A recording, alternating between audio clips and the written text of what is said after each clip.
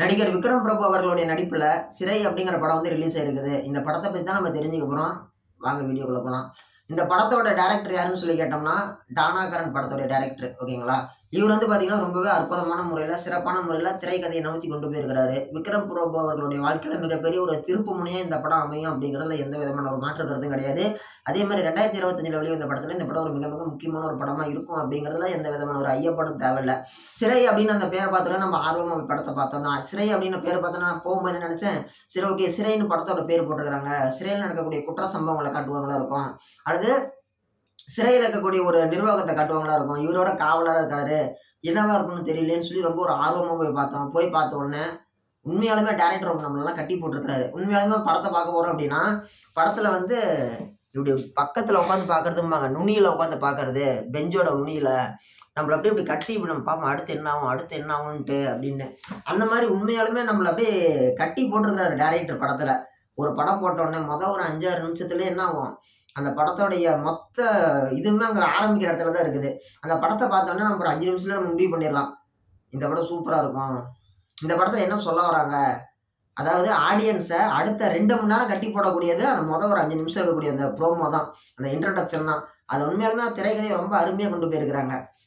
யாருமே எந்த கொம்பனுமே குறை சொல்ல முடியாத திரைக்கதை. உண்மையாலுமே வந்து பார்த்தீங்கன்னா, ரொம்ப அருமையா இருக்குது. என்ன கதைன்னு சொல்லி கேட்டீங்கன்னா, இவரு வந்து ஆயுதப்படையில வந்து ஏட்டா நடிச்சிருக்கிறாரு. ஓகேங்களா? ஆயுதப்படை அப்படிங்கிறவங்களுடைய காவல்துறையுடைய பணி அப்படிங்கிறது ரொம்ப ரொம்ப முக்கியமான பணி. சிறை குற்றவாளிகள சிறைச்சாலையில இருந்து நீதிமன்றங்களுக்கு அழைச்சிட்டு போயிட்டு, மறுபடியும் நீதிமன்றத்திலிருந்து மறுபடியும் சிறைச்சாலைக்கு அழைச்சிட்டு வந்து விட்றது தான் வந்து இவங்களுடைய கடமை. நெறைய கடமைகள்ல இதுவும் ஒரு முக்கியமான கடமை. அந்த கடமைய வந்து இவரு செய்ற மாரி படத்துல வந்து திரைக்கதை அமைச்சிருக்கிறாங்க. ரொம்பவே இன்ட்ரஸ்டிங்கா இருக்குது. முதல்ல அந்த கைதி சிறைவாசி வந்து என்ன பண்றான், அந்த பையன் வெளில வரான். வெளில வந்த உடனே அந்த பையன கூட்டிட்டு போறாங்க. கூட்டிட்டு போகும்போது வந்து அந்த பையனுக்கு என்ன பண்றாங்க, அந்த பாஸ்போர்ட் வாங்கிட்டு வராங்க. பாஸ்போர்ட்னா வந்து சின்னதா வந்து அந்த கைதியோடைய பேர் என்ன? அது என்ன குற்ற வழக்கோசரம் வந்திருக்கான் அந்த பையன், அந்த கைதியோடைய அங்க அடையாளங்கள் என்ன? இது எல்லாமே மென்ஷன் பண்ணியிருப்பாங்க ஒரு சின்ன சீட்ல. அத வாங்கிட்டு இந்த பையன வந்து பஸ்ல தான் கூட்டு போறாங்க. எல்லாரும் போகக்கூடிய பஸ்ல. போகும்போது வந்து பார்த்தீங்கன்னா, ஒரு இடத்துல நிறுத்துறாங்க பஸ்ஸு. டீ டீ கடை மாரின்னு வச்சுக்கோங்களேன். அப்ப கூட வந்த கைதிகள் வந்து விக்ரம் பிரபு அவர்கள் வந்து தலைமை காவலரா ஏட்டா நடிச்சிருப்பாரு. அவர் கூட 2 அசிஸ்டன்ட் போலீஸ் வந்திருப்பாங்க. ஓகேங்களா? கான்ஸ்டபிள். மொத்தம் இவங்க 3 பேரு, கைதியோட சேர்த்து 4 பேரு. எத்தன பேரு? 4 பேரு போறாங்க. போகும்போது அந்த கூட இருக்கிற 2 பேரும் என்ன பண்றாங்க, கீழ இறங்குறாங்க. கைதிய வண்டியில உட்கார வச்சுட்டு விக்ரம் பிரபு இருக்கிறாரு பஸ்ல.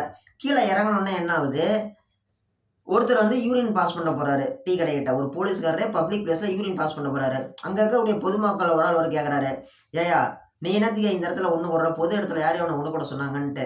அப்ப கூட இருக்கிற இன்னொரு போலீஸ் என்ன பண்ணுவாரு, அங்க போய் அந்த பொதுமக்களா இருக்கக்கூடிய ஒரு ஆள்ட்ட போய் வாக்குவாதம் பண்ணுவாங்க. இவங்கலாம் 3 பேரும் சண்டை போட்டுட்டு இருக்கிறத பார்த்துட்டு, 2 போலீஸு, ஒரு பொதுமக்கள் கான்வர்சேஷன் போயிட்டு இருக்கிறத பார்த்த உடனே, விக்ரம் பிரபு என்ன பண்ணுவாரு, ஒரு உணர்ச்சி வசப்பட்டு பஸ் விட்டு கீழ இறங்குவாரு. கீழ இறங்கி அவங்கள காம்ப்ரமைஸ் பண்ணுவாரு.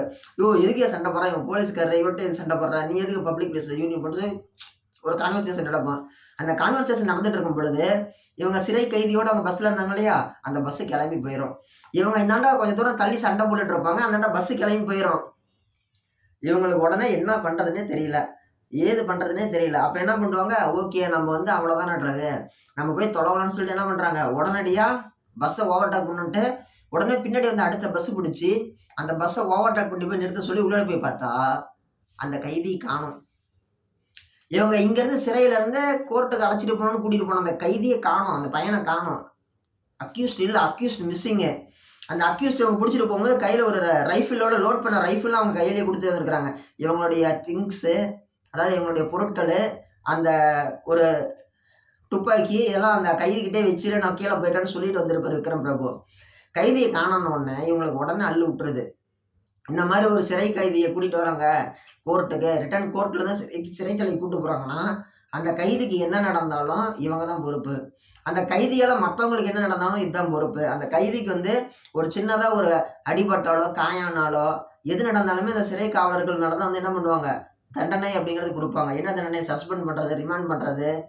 அது மட்டும் இல்லாம பணியிடை நீக்கம், அனைத்து சலுகைகளும் இது பண்றது. கமிஷன்ல போய் இவங்க வந்து என்கொயரில ஆஜராகுறது வந்து ஏகப்பட்ட ஒரு திட்டங்கள், ஏகப்பட்ட ஒரு தண்டனைகள் அப்படிங்கிறது இருக்குது.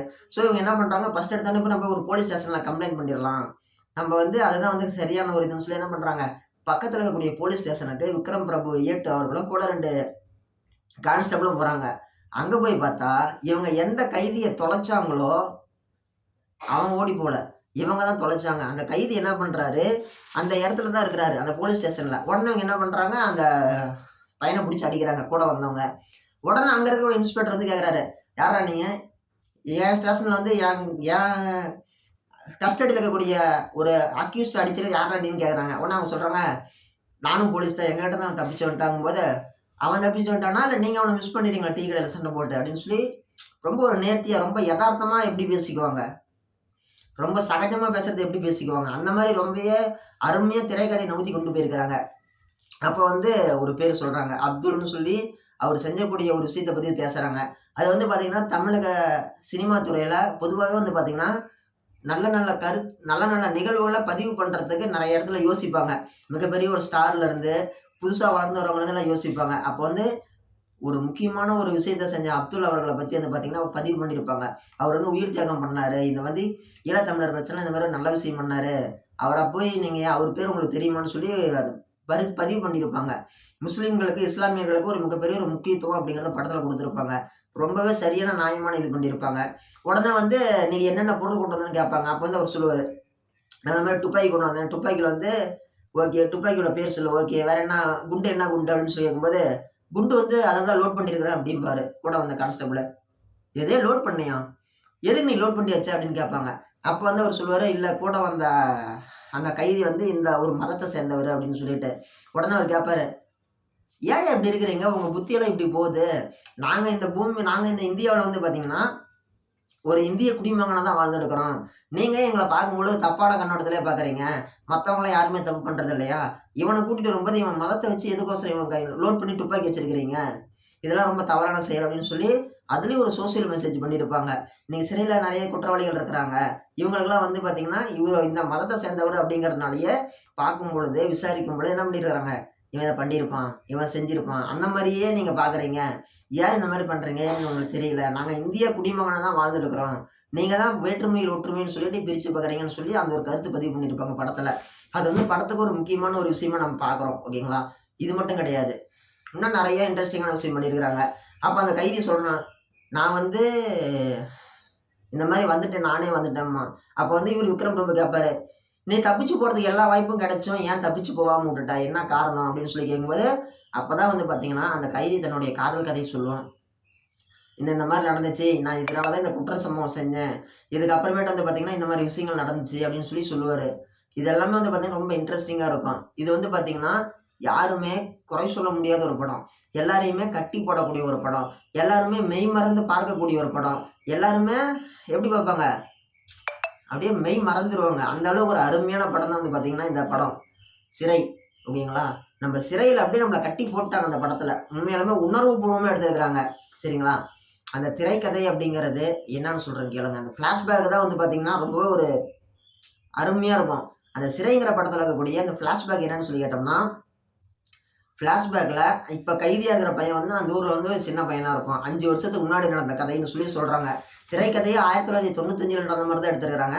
அதுக்கு 5 வருஷம் முன்னாடி நடந்த மாதிரி கதையை எடுத்துருக்காங்க. கதைக்களம் அப்படிங்கிறது பொதுவாக அந்த காலத்தில் வந்து பார்த்திங்கன்னா டெக்கு அப்படிங்கிற ஒரு விஷயம், டெக்கில் வந்து படம் போட்டு காட்டுறது, ஒரு நல்ல விஷயம் நடந்தாலோ அல்லது ஏதோ ஒரு இளவு விஷயம் நடந்தாலோ அல்லது ஏதோ ஒரு திருவிழா நடந்தாலோ அல்லது மக்கள் வந்து ஒன்று கூடுற இடத்துல ஒரு சினிமா, ஒரு கல்யாணம், காது குத்து எல்லாத்துக்குமே என்ன பண்ணுவாங்க, டெக்கில் படம் போடுறது.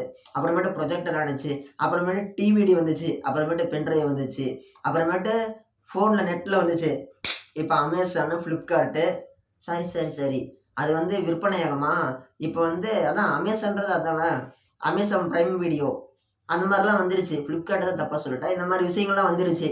இந்த மாதிரி டிஜிட்டலாக மாறி போயிடுச்சு. அப்படி வந்து பார்த்திங்கன்னா அந்த திரைக்களத்தில் அந்த கைதியாக நடிச்சிருக்கிற அந்த பையனுடைய ஃப்ளாஷ்பேக்கில் அந்த ஏரியாவில் அவங்க குடியிருந்த பகுதியில் ப்ரொஜெக்டர் வச்சு படம் காட்டக்கூடியது, டிவிடி வச்சு படம் காட்டக்கூடிய அந்த ஒரு முக்கியமான ஒரு வேலை செய்யக்கூடிய ஒரு நபராக தான் அந்த பையன் நடிச்சிருக்கிறாரு. அப்படி இருந்த காலகட்டங்களில் ஒரு வீடு, டெத்தான வீடு, அந்த டெத்தான வீடு அந்த இடத்துல வந்து இந்த பையன் படம் போடுறான். படம் போடும்போது வந்து அந்த இவனுக்கு காதலில் நடித்த ஹீரோயின், ஓகேங்களா, அவங்க வராங்க. அவங்க வந்து பார்க்கும் பொழுது இளவு வீடு, ஒரு பெண்மணி இறந்துருக்கிறாங்க வயசானவங்க, அரண்மனை கிளி படம் போட்டிருக்கிறாங்க. அந்த படம் வந்து ஓடிட்டு இருக்குது. அந்த படம் ஓடிட்டு இருக்கும்போது என்ன ஆகுது, இவங்க வந்து எனக்கு வந்து அஜித் படம் போட்டுவிடுன்னு சொல்லி அந்த ஹீரோயின் கேட்பாங்க. ஹீரோனே என்ன பண்ணுவார், டெக்கை ஆட்டிவிட்டு ஆசைப்படம் போட்டு விட்டுருவாரு. அந்த படத்தை பார்க்கும்பொழுது அவங்களுக்குள்ள அந்த கண்ணில் ஐ கான்டாக்ட் அது மூலியமா பேசிக்குவாங்க. அது ஒரு உணர்வுபூர்வமாக கொண்டு போயிருப்பாங்க.